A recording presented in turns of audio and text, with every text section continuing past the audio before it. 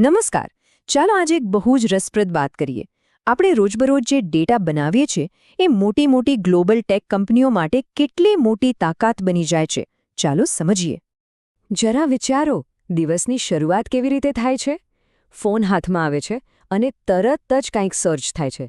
દાખલા તરીકે, ઘરે જવાનો રસ્તો. બરાબર ને? આટલું સહેલું છે કે આપણે ક્યારેય વિચારતા પણ નથી. અને વાત ખાલી રસ્તા શોધવા પૂરતી નથી. કોઈ પણ વસ્તુ ખરીદવી હોય તો પણ આપણે એ જ કરીએ છીએ. જેમ કે 20,000 રૂપિયામાં સૌથી સારો ફોન કયો છે. આપણા દરેક નાના મોટા નિર્ણયમાં આ પ્લેટફોર્મ્સ હવે ભાગીદાર બની ગયા છે. આ આદત હવે એટલી વધી ગઈ છે કે સ્થાનિક ચૂંટણીના સમાચાર જેવી ગંભીર બાબતો માટે પણ આપણે ત્યાં જ જઈએ છીએ. ભલે આ એક સામાન્ય સર્ચ લાગે, પણ એની અસર બહુ ઊંડી છે, જે સીધી આપણા સમાજ અને નાગરિક જીવન સાથે જોડાયેલી છે. પણ ક્યારેય વિચાર્યું છે કે આ બધો ડેટા, આ બધી માહિતી જાય છે ક્યાં? એનું શું થાય છે?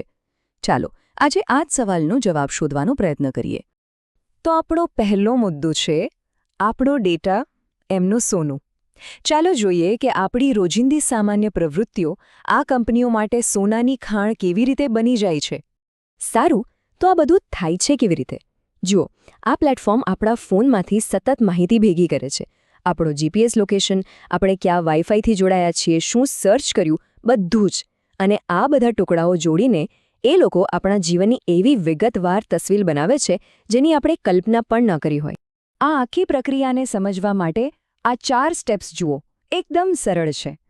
આપણે એમની સર્વિસ વાપરીએ છીએ, એ લોકો આપણો ડેટા ભેગો કરીને આપણી એક પ્રોફાઇલ બનાવે છે, અને પછી એ જ પ્રોફાઇલના આધારે આપણને ટાર્ગેટેડ જાહેરાતો બતાવે છે. બસ આટલી સરળ પાઇપલાઇન આપણા સામાન્ય ક્લિક્સને અબજો ડોલરના એડવર્ટાઇઝિંગ એન્જિનમાં ફેરવી દે. પણ વાત ખાલી જાહેરાતોની નથી. આનાથી પણ કંઈક મોટું થઈ રહ્યું છે.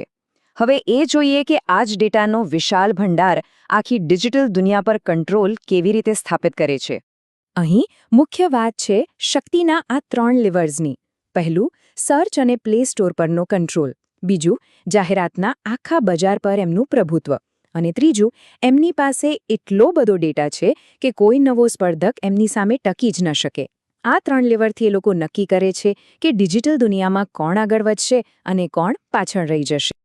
અને આ કોઈ હવામાં વાત નથી, આની વાસ્તવિક અસર થાય છે. જરા વિચારો, કોઈ વિદેશી કંપની પોતાના પ્લે સ્ટોરની પોલિસીમાં એક નાનકડો ફેરફાર કરે અને અહીં કોઈ સ્થાનિક એપની આવક અને ગ્રોથ રાતોરાત ખતમ થઈ જાય. આટલી મોટી અસર છે.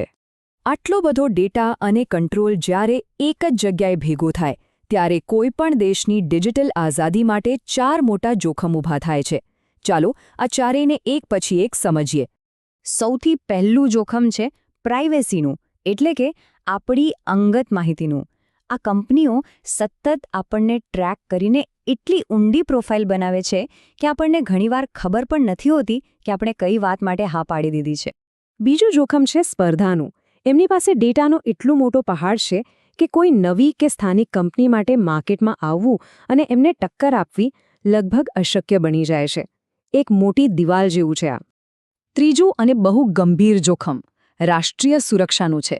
વિચારો, દેશના લોકો ક્યાં જાય છે, શું કરે છે, અર્થવ્યવસ્થા કેવી ચાલે છે, આ બધી સંવેદનશીલ માહિતી વિદેશી ખાનગી કંપનીઓના હાથમાં છે, જેમના પર દેશના કાયદા સીધા લાગુ નથી પડતા.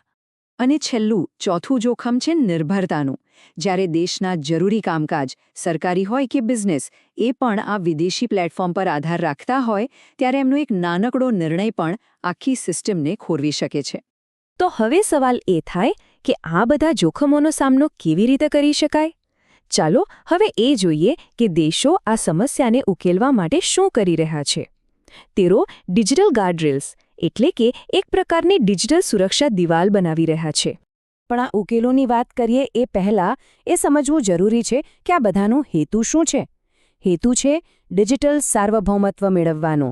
આનો સીધો સાદો અર્થ એ છે કે કોઈ પણ દેશ પોતાના ડેટા અને ડિજિટલ ભવિષ્ય પર પોતાનો કંટ્રોલ રાખે, કોઈ વિદેશી તાકાત પર આધાર રાખ્યા વગર. આ ધ્યેય સુધી પહોંચવા માટે 4 મુખ્ય દિશામાં કામ કરવાની વાત થઈ રહી છે. જેમ કે ડેટા ક્યાં સ્ટોર થશે એના નિયમો બનાવવા, બજારમાં તંદુરસ્ત સ્પર્ધા થાય એ જોવું, અને સૌથી અગત્યનું યુપીઆઈ અને ઓએનડીસી જેવા પોતાના સ્વદેશી ડિજિટલ પ્લેટફોર્મ બનાવવા, જેથી નિર્ભરતા ઘટે. આખી વાતને હજી વધુ સ્પષ્ટ રીતે સમજવા માટે ચાલો એકદમ વાસ્તવિક દુનિયાનું ઉદાહરણ લઈએ. એવું ક્ષેત્ર જ્યાં આ સંઘર્ષ રોજ જોવા મળે છે, અને એ છે કાયદાના અમલીકરણનું કામ. હવે અહીં તપાસ એજન્સીઓ માટે એક મોટી દ્વિધા છે. એક બાજુ ગુના ઉકેલવા માટે આ પ્લેટફોર્મ્સ પાસેથી લોકેશન હિસ્ટ્રી અને સર્ચ ડેટા જેવા મહત્વના પુરાવા મળી શકે છે. પણ બીજી બાજુ દેશની સુરક્ષા માટેની આટલી ગંભીર તપાસમાં કોઈ વિદેશી કંપની પર આધાર રાખવો એ પોતે જ એક મોટું જોખમ છે. અને આ બધું ફરીને આપણને એ જ મૂળભૂત સવાલ પર લાવીને ઊભું રાખે છે. આટલી ચર્ચા પછી સૌથી મોટો સવાલ એ જ છે કે આપણી આ ડિજિટલ દુનિયાના નિયમો કોણ બનાવશે? આપણા ડિજિટલ જીવન અને દેશના ભવિષ્યને આકાર આપવાની આ ચાવી ખરેખર કોના હાથમાં હોવી જોઈએ?